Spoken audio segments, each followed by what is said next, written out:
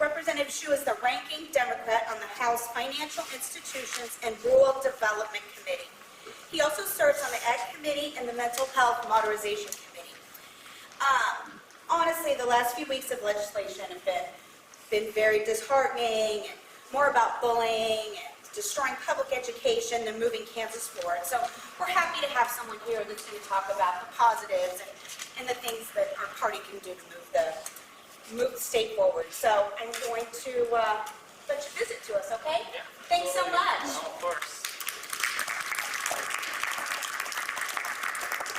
Thank you guys all. I don't have a super formal speech. This is not like a campaign thing. This is really just I wanted to come down and speak to you all.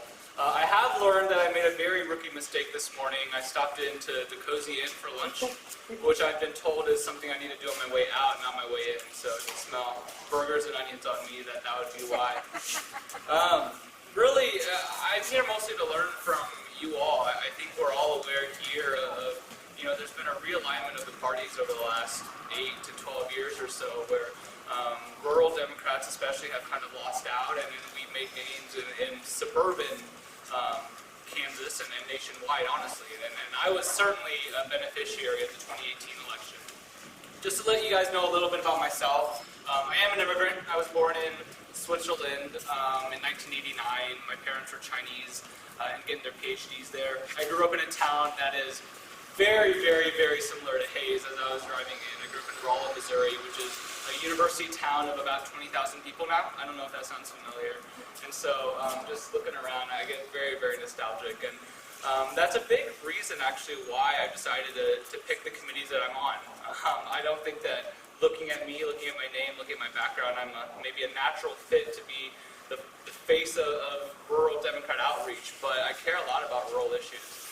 Agriculture has a very strong conservation, climate change component, which I care a lot about. And then rural development matters a lot to me. I want towns like Hayes to thrive. I want towns like Rolla and Missouri to thrive.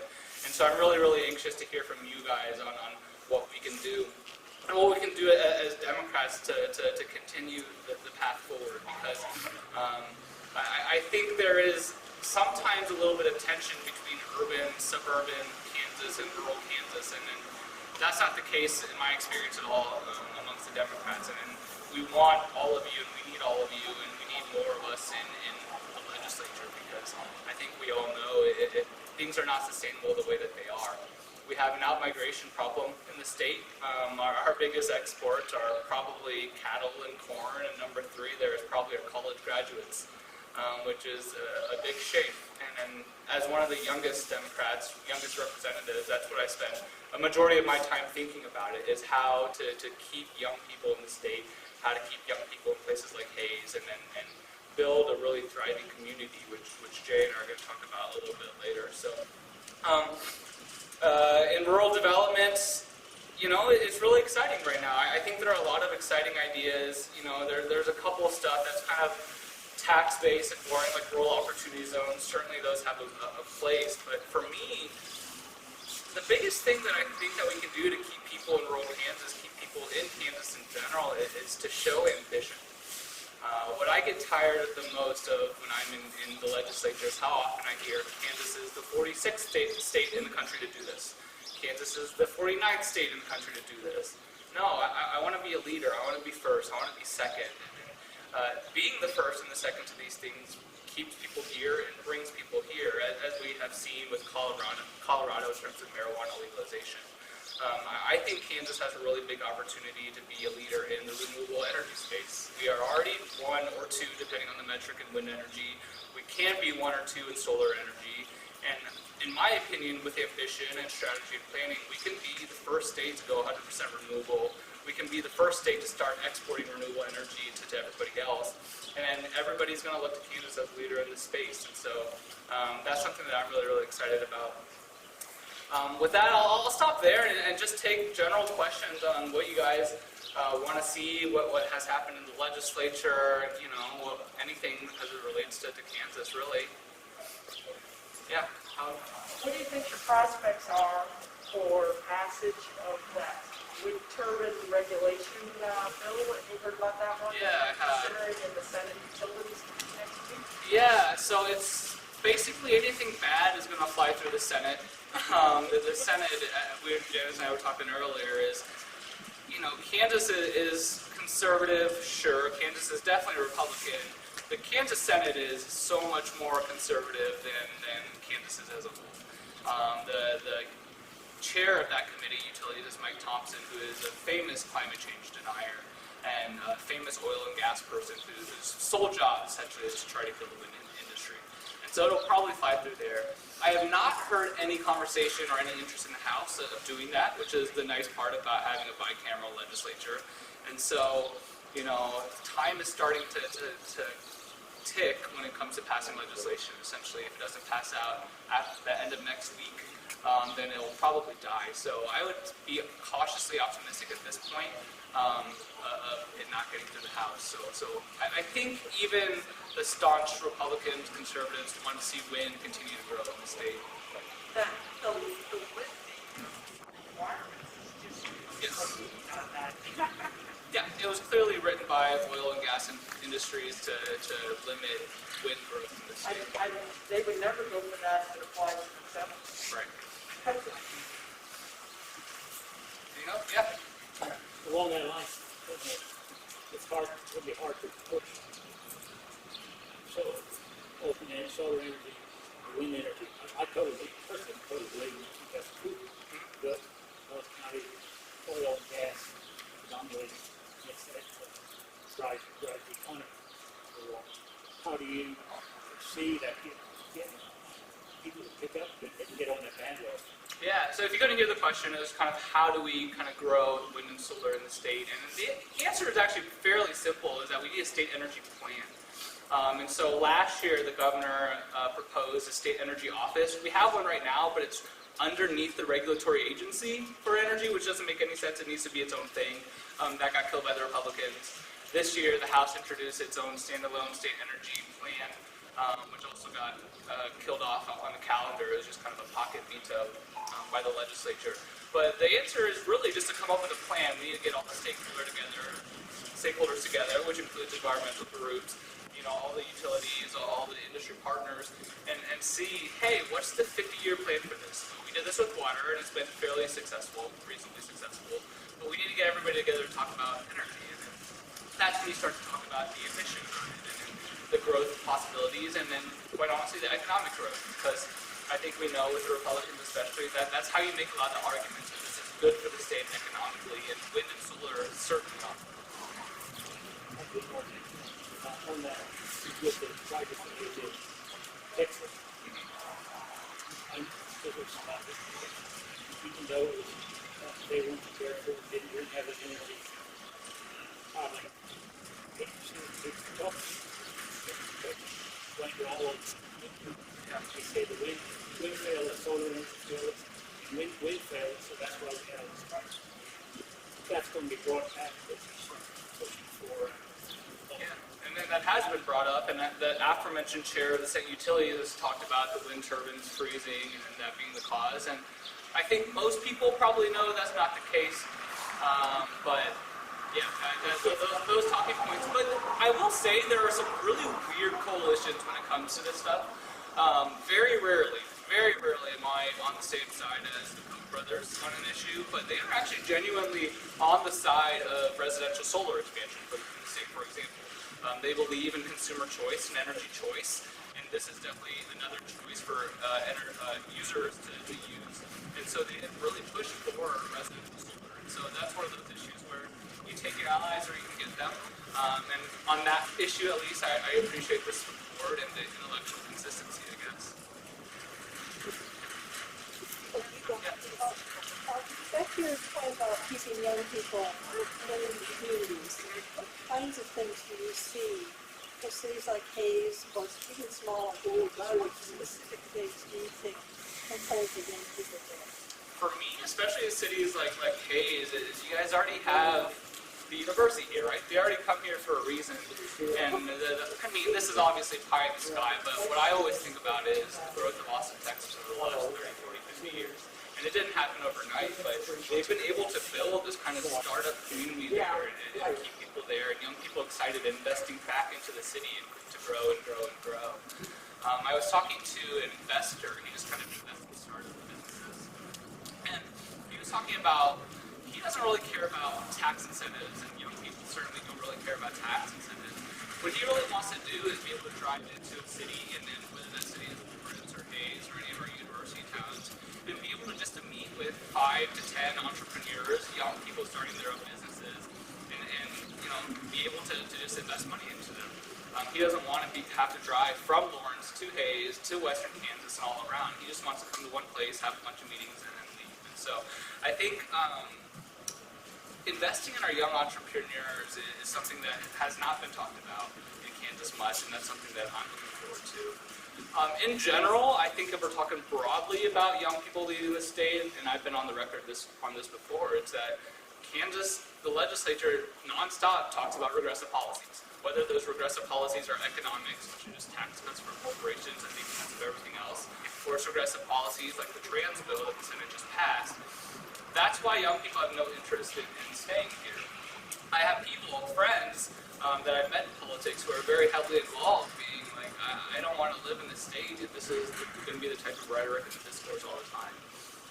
And it's a shame. These are smart, talented people that we should want to keep here. And at some point, Republican leadership has to look in the mirror, right? They can either want these policies, or they can either want young people staying here, but to say that you want both, I think, is wanting both sides of the coin, which is unfair. Could you talk more about rural development zones? I don't know anything about that. Are there any in Kansas? Yeah, so right now I believe the rural opportunity zones are available to 77 counties. And essentially, if you are designated as a rural opportunity zone, certain people who move in, they have to buy a house and move in. They can get student loan credits and income tax credits to stay there. They have to stay there about 5 years. Next week, we're going to be looking at some updates to the rural opportunity zones, because in some counties it works really well, in some counties it doesn't work as well. But really, the biggest thing in terms of making it work is the counties chipping in addition to the state tax credits, to really keep people here. So if you Google it, the existing program has some mixed results. A lot of the people that have used the program thus far were probably going to move here anyways, and then they just saw this opportunity and decided to use it. What we really want out of the program is new people who weren't going to be here to stay here. So that we're adjusting the program a little bit to make it work better. But essentially, it's essentially personal tax credits to incentivize people to be here. One place where it's worked really, really well is on the southern border of Kansas. There's a bunch of towns there with fairly large industries, but people have the opportunity to either live in Kansas or Oklahoma in that instance, and it's really worked well in those southern cities where this incentivizes people to stay on campus. What about starting businesses? Is that part of the incentive? Not specifically for rural opportunity zones. There are a couple bills coming down the pipeline that do benefit the rural counties, but it's not necessarily starting businesses. It's a really, really complicated and boring, we're enabling technology-enabled trust banks, electronic trust banks, and then they're donating money to go to the rural counties, but not this year. I haven't seen anything about businesses. Any other questions? Yeah. Yeah, so I'm more informed on the national conversation about this, but locally I'm kind of curious, what's the status of antitrust conversations right now? And the reason why I'm interested in that is when the pandemic hit, basically all the meat packing shut down. And part of the problem is that those are controlled by 4 large corporations. They literally own 96% of the market. It's nearly impossible for, let's say, someone like myself or someone in my family to start their own slaughterhouses because they're just going to get bought out or they're going to get shut down or one thing or another. There's just not enough capital to do it at the end of the day. And you're competing against someone that has way more capital than you and lower prices. So high, Yeah. So at the national level, clearly there needs to be an antitrust conversation in agriculture, but then at the state level, there's also things that we can do. I just don't know what they are, if there's been any conversations about that. Honestly, there's not been a single conversation that I've had about it. I would be fascinated to learn more and dig into it. That would certainly be something that I'm interested in looking at. Just kind of politically, I would imagine those 4 large corporations have a large lobbying force in the Kansas legislature, but that is certainly not something that influences me. So it would be an uphill battle, likely, but I would be for sure. Because one of the things that I'm really interested in is, again, we need to grow numbers in rural Kansas, right? And so what are the populist issues that kind of supersede these corporate lobbying interests? For me, I introduced a right to repair bill for agricultural equipment, right? People spend $300,000, $400,000 on a John Deere combine, but when it breaks down, they have to call in a technician to fix it. They don't have the ability to fix it themselves. You hear this a lot about with your iPhones, actually, right? If the battery goes out, there's no real ability to replace it yourself. And this is specific to John Deere in Kansas. And this is an issue that even the Kansas legislature, I talked to Republicans who are like individually totally with you. Republican-wise, I kind of got to stay quiet. And so that leads me to think, if we talk about this nonstop in rural Kansas, if you guys can go out when you're canvassing next election cycle and say, hey, there's a bill for that, I think there's generally a chance for this to happen. Another thing that Jay and I are going to talk about later is marijuana. Marijuana is very, very popular in the state. It probably polls at 65%, 70% amongst either party, likely. But the candidates in the legislature are far more conservative on this issue than the electorate as a whole. So these are the issues that I think we need to talk about. If you guys have any other issues that you think are broadly popular in your areas that aren't talked about enough, I'm certainly willing to look at it and then introduce a bill just to have something to point to, saying, hey, if you elect Democrats, this is what you're going to get, right? Like, sure, you might like your gun, sure, you might like your abortion conversations, but these are the actual nuts and bolts things that you're going to get if you elect Democrats, which I think is important to talk about.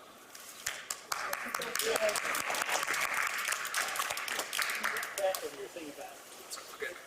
people in Kansas, we're there with expansion, broadband expansion, and everything. I'm on the Kansas Association of Conservation District, and we have Zoom meetings.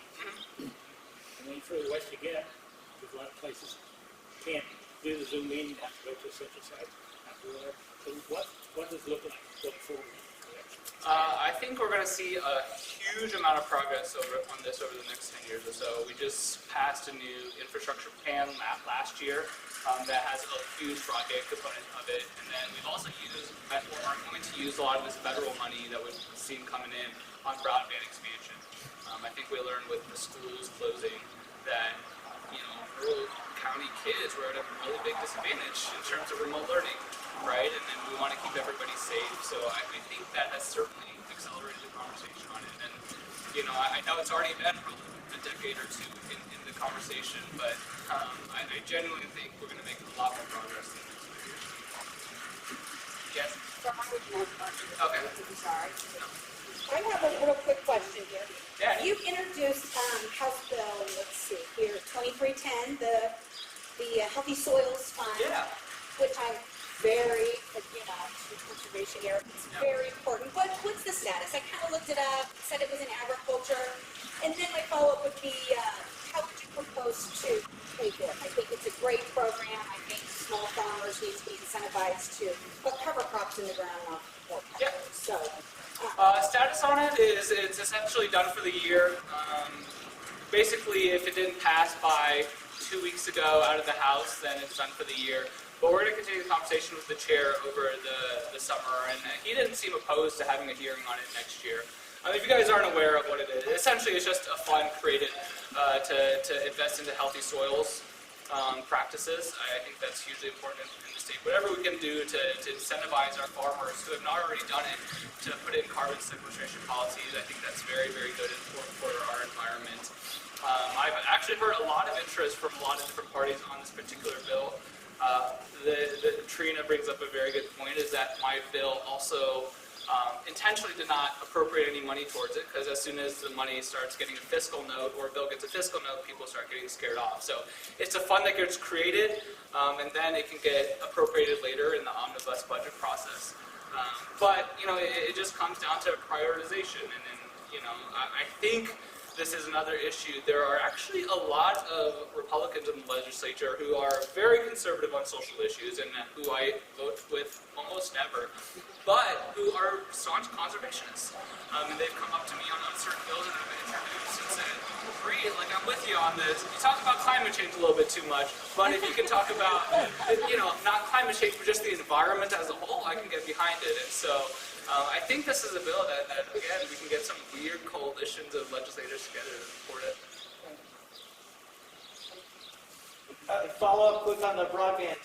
I've asked on my show before, to what extent do the guests on the show support the concept that broadband is a right, universal broadband access is a right? And is that a conversation that we need to be having, which is a little bit more progressive and pushing that issue a little bit more than merely thinking about it as something to improve infrastructure, but a basic human right toward, and I've asked this question to my students in class, and I get lots of conservative students who nod their head and say, yeah, it should be.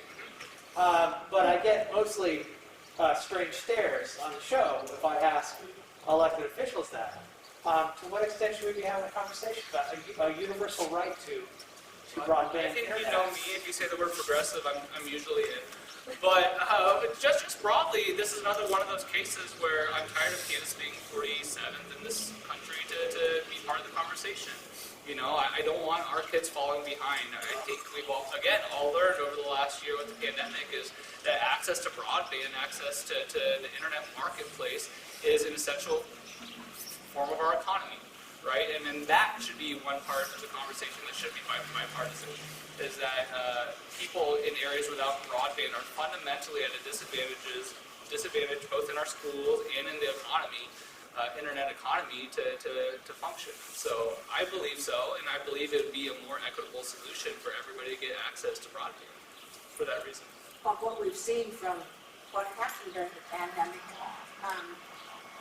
just so happens we have a son who works IT security through Cerner for Truman Medical Center.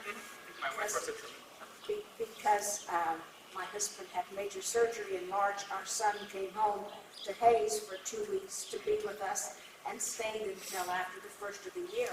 And he was able to do his work because Hayes has good broadband. Yes. And it's something that really needs to be emphasized because we found from the pandemic that people can live several hundred miles from where their business is many times. Yeah, and I think that's something that I'm genuinely really excited about for rural Kansas for that reason, is I think through the pandemic we've learned that a lot of work is a lot more portable than we previously thought. And I've had a lot of friends who with young kids, and they didn't know how they were going to do it during the pandemic. When everything was closed, they just went back to their parents' house in rural Kansas or rural Missouri for a little bit, and they ended up loving it. They ended up ultimately having to come back to Kansas City to do their work, but now there's a much stronger pull in their heart to come home, which I think is what we want. They might not move back in 5 years now, but if we keep polling, if we keep giving them reasons to come back to rural Kansas, I think they will. So, on the broadband question, I don't know if this intersects with the question of rights, but I was thinking more of a public utility. In certain states, cities and municipalities have banded together to create their own internet utility to compete with, let's say, Comcast or Google or AT&T, etc. Is there an ability to do that here? Or are there any conversations talking about maybe creating a Kansas-based internet utility? I haven't heard of that. Honestly, I'm not on the right committee for that to have a super in-depth knowledge on that. I'll check into it, and if we can exchange info, I'll look into it. I think so. No, I've heard of co-ops doing that. Yeah, like Tennessee, Nashville tried doing this, and then the Tennessee state shut it down. Okay. So, yeah. Sounds like a lobbying So, thing. but again, it varies state by state. Like North Carolina also tried to do this, but they didn't have the the courts determined that someone didn't have the right authority. I can't remember if it's the state or the city. Yeah, that's something to look into, and you'll notice I talked about lobbying ability a lot. Again, that's one of the biggest problems that we have in legislatures across the country is the amount of corporate money that are able to influence our elections. And whatever we can do to overturn Citizens United, I think state legislatures from across the country would benefit from that.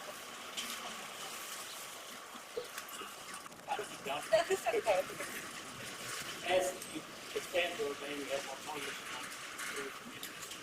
How does the state extend the river from that? Also,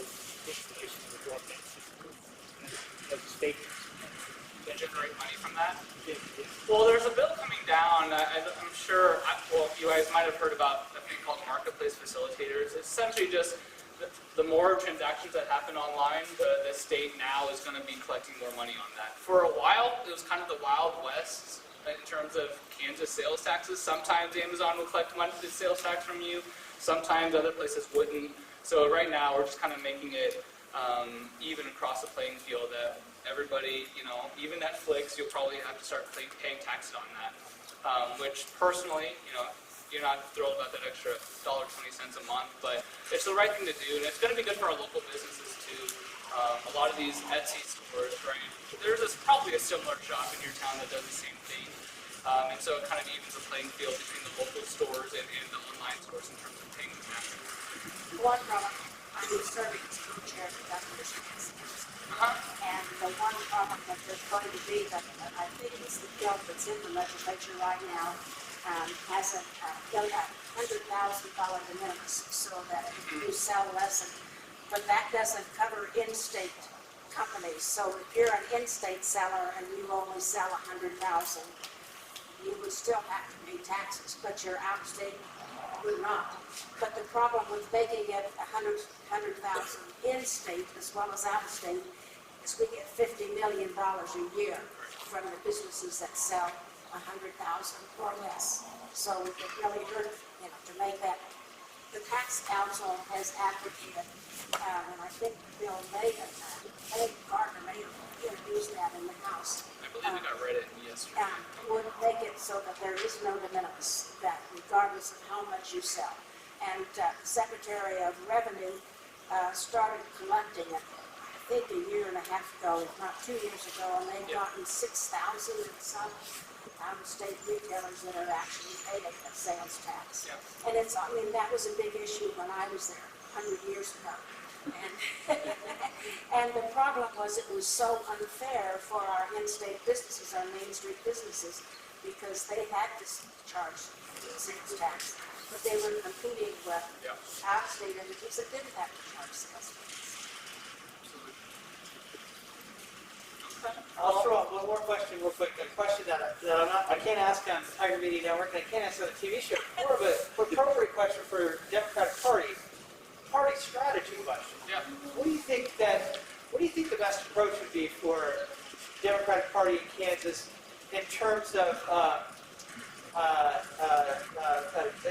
deriving any benefit from the fracture in the Republican Party right now between moderate Republicans and more hardcore Republicans? Is the party strategy, should it be to simply take advantage as best as possible to fracture, or is it more, how do you appeal to the moderate Republicans and peel off some of the moderate Republicans if possible? How cynical is that second? No, it's not a cynical question. It's a question that I spend a lot of my time thinking about, and in my conversations with a lot of the moderate Republicans, it's deep in there, right? It's ingrained. Even the ones who have lost and who voted with the Democrats probably 99% of the time in Johnson County, you probably know who I'm talking about. Like, I talked to him about, he's like, I grew up a Republican, I grew up a regular Republican, I'm always a Republican, I'm not changing parties. And so it's super deeply ingrained. And so that's a tough part about it. But largely, yeah, I think we've seen this, even the Republican Party, like you alluded to, is kind of fracturing into establishment Republicans and Trump Republicans, right? And so I think it's going to end up looking similar to Kansas now on the national level, where you get weird coalitions. Here, I don't really have a good answer. We're going to register as many Democrats as we possibly can, and if those come from the moderate Republicans, great. But again, on a lot of these issues, I vote with like the libertarian Republicans quite a bit. They are pretty principled in the Kansas legislature, so there might be an opportunity to peel off. If you look at the races in the state house with the libertarian candidates, Democrats tend to do pretty well in those races for some reason. And so if you're able to pick off 2% here, 3% here based on the issue, again, that's a big reason why I introduce right to repair. That's a big reason why you introduce all these different bills, is you want to appeal to everybody in a different way. And so if you're able to canvas and outline and then see what really matters to people, eventually you'll get there. And directly answer your question, but we'll try. We'll try, and then if the moderate Republicans eventually realize that the Democrats are not the answer, that's great. My job is to grow the Democratic Party. Hopefully, the moderates in the areas where we cannot win ever get it together, and we can get a better conclusion. Yeah, it's not a zero-sum game, is what I'm hearing from you. You can do both. You can kind of grow the Democratic Party as much as possible, but also work with a lot of Republicans on specific issues in the legislature, and take that two-pronged approach. Well, thank you guys. If you guys have any other questions, reach out anytime.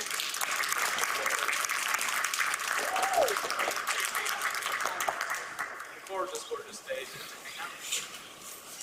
Thank you so much for traveling out here. This matters. And